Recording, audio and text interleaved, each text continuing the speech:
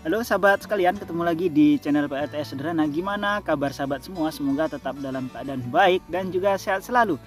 Oke sahabat, sekarang ini di tempat saya agak mendung-mendung ya. Cuman tadi siang itu panas, ya kebetulan bisa penuh baterai saya. Dan kebetulan ada yang nanya nih tentang seputar inverter. Pertanyaannya itu kurang lebihnya begini. Nanti sahabat lihat ya tulisannya. Nah pertanyaannya itu, apa perbedaan inverter mobil dengan inverter Kenica Oren? Ya bahasanya Oren ya, karena yang ditunjuk itu punya saya. Sebenarnya untuk inverter mobil ataupun inverter Kenica yang saya gunakan itu sama-sama inverter. Cuman setelah saya telusuri, biasanya yang digunakan kata-kata inverter mobil berarti car inverter ataupun inverter yang biasanya digunakan di mobil. Nah untuk inverter yang seperti saya gunakan tentunya itu nggak digunakan di mobil karena ukurannya besar dan berat. Nah umumnya yang digunakan di mobil itu biasanya ya ukurannya kecil, cuman sudah memiliki watt yang lumayan besar, dan penggunaannya juga tentunya beda antara inverter mobil ataupun car inverter dan inverter yang seperti yang saya gunakan ataupun inverter low frekuensi. Dan sepertinya untuk pertanyaan perbedaan antara inverter mobil dan inverter Kenica Oren ataupun yang saya gunakan ya, ini pertanyaan ini masih sedikit kurang tepat. Nah coba saya tepatkan ya. Jadi kemungkinan tepatnya begini. Apa perbedaan inverter high frekuensi dan inverter low frekuensi? Kenapa jatuhnya ke low frekuensi dan high frekuensi? Nah umumnya inverter mobil itu kan ukurannya kecil-kecil ya, jadi di dalamnya itu tidak terdapat trafo yang toroid ataupun yang besar gitu. Umumnya itu hanya menggunakan MOSFET dan beberapa trafo kecil-kecil, sehingga ukurannya juga kecil dan sudah memiliki daya yang tinggi ataupun watt yang tinggi. Sementara untuk inverter yang seperti yang saya gunakan itu untuk ukurannya biasanya besar karena di dalamnya itu ada trafo toroid yang lumayan besar dan bobotnya juga lebih berat, jauh lebih berat dibandingkan inverter mobil ataupun car inverter.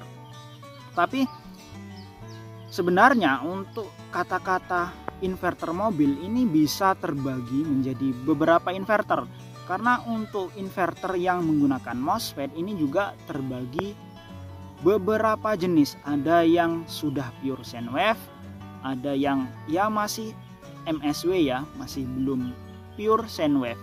Jadi jika hanya digunakan untuk mengecas HP ataupun beberapa kebutuhan listrik yang tanpa menggunakan dinamo motor, itu bisa saja tanpa menggunakan inverter yang sudah PSW ya, belum PSW bisa digunakan. Jadi saya ambil kesimpulan untuk inverter mobil ini ada dua, ada yang sudah PSW dan ada yang masih MSW. Dan untuk inverter PSW biasanya itu mereknya Tafware. Ini ukurannya kecil dan sudah PSW, dan beberapa merek lainnya. Dan jika ditanya apakah inverter mobil ini bisa digunakan untuk kebutuhan listrik rumah, jawabannya bisa, dengan persyaratan ya inverternya harus sudah PSW. Karena untuk inverter yang belum PSW ataupun yang masih MSW itu banyak banget perangkat listrik yang tidak support, seperti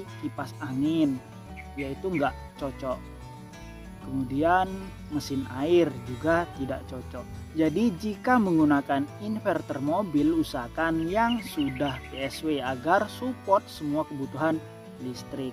Dan agar inverter mobil ini bisa bertahan lama seperti inverter Kenica saya, ya penggunaannya jangan tinggi-tinggi wattnya ya, jika 1000 watt. Dan untuk inverter yang seperti punya saya yang Oren Kenica itu biasanya digunakan untuk beban tinggi yang mempunyai daya lonjakan tinggi juga, sehingga digunakan untuk rumahan.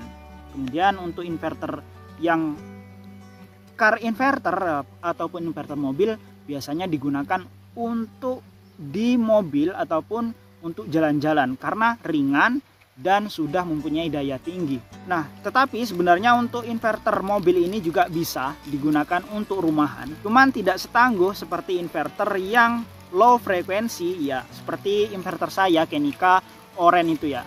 Dan beberapa merek lainnya yang sama-sama low frekuensi. Jadi kurang lebihnya begitu ya perbedaannya. Dan saya rasa cukup sekian dulu. Kurang lebihnya video ini sudah cukup untuk menjawab secara dasar. Dan jika sahabat perlu bertanya silahkan tulis di kolom komentar. Sampai jumpa lagi pada video berikutnya.